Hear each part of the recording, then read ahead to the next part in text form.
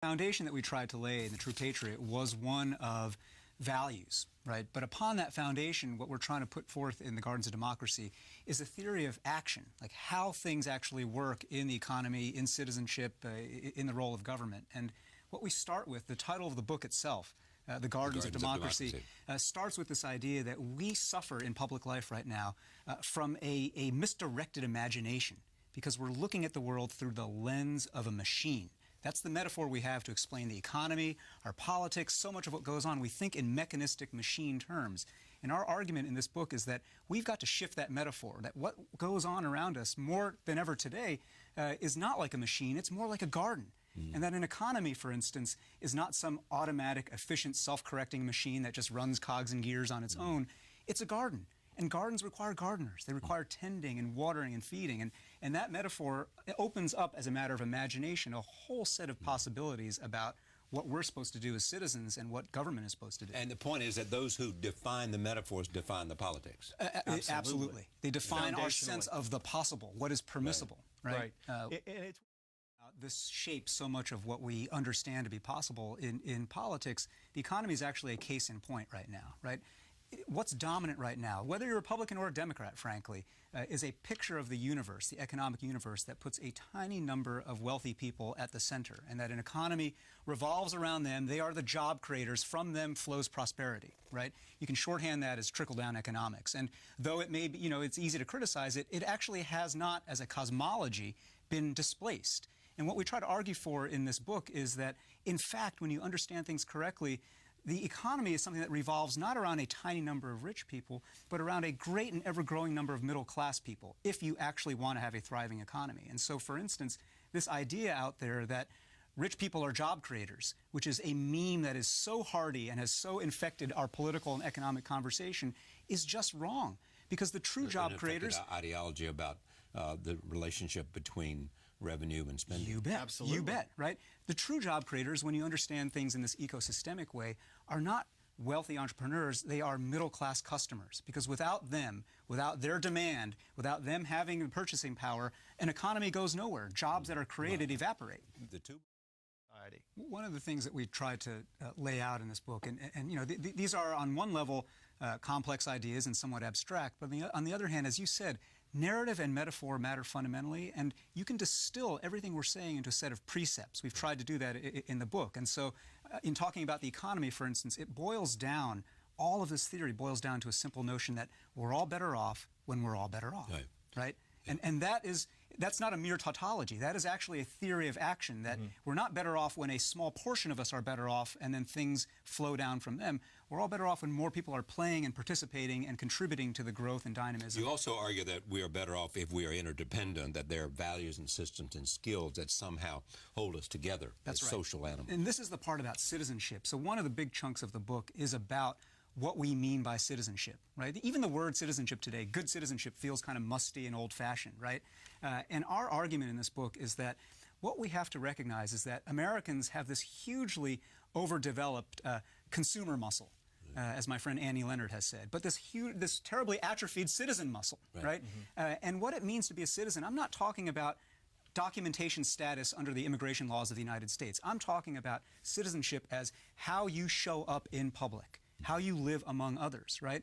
And in this arena, we are, as you said, hugely interdependent. Norms and behaviors are hugely contagious. And to me, it's best distilled.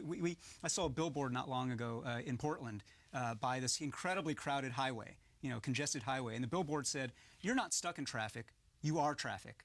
Right? Yeah. And to me, this is the essence of what we're talking about when we think about citizenship. Our precept there is society becomes how you behave. What do you point in the context of inequality and the debate we're beginning to have in this country about both the roots and the costs of inequality, right?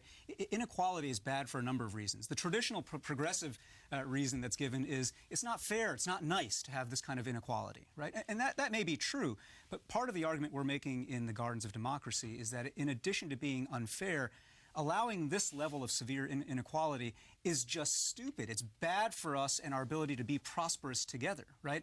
And trust comes into this in a hugely important way.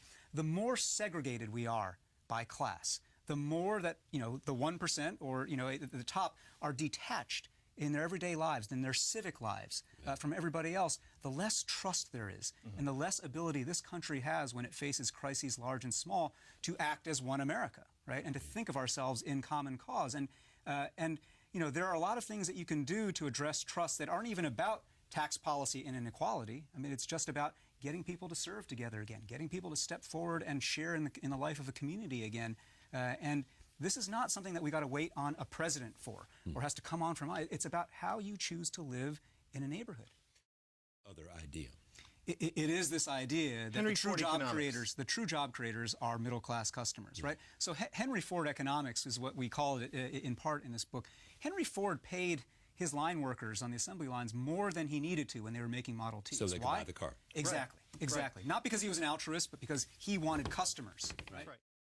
Point, right? Yeah. Not a zero it's sum. not a zero sum, either internationally or within our country, right? But what we do within the United States, for instance, a lot of conversations about immigration, for instance, are very zero sum, right? You can't let these immigrants come in because they're taking jobs away. And it relates to this idea that, you know, our diversity ends up being a weakness of this country because you have people competing for this fixed amount of prosperity. If you switch your mindset and recognize that, as we said, we're all better off when we're all better off, that when we have more people participating with the education and the health and the skills to be in the middle class, to be robust participants in the economy, then our diversity becomes a great asset, right? It's sitting there alone, it's nothing. But if we actually activate it by investing in a diverse middle class, then we, the United States, are unstoppable. I don't care that China's scale of might is many orders of magnitude potentially more than ours. Our killer competitive advantage is our diversity. And what we have done in the United States diversity is in every dimension, linguistic, ethnic, cultural. But we fall into this bad habit, Charlie, of simply celebrating diversity. And I don't think we should celebrate diversity.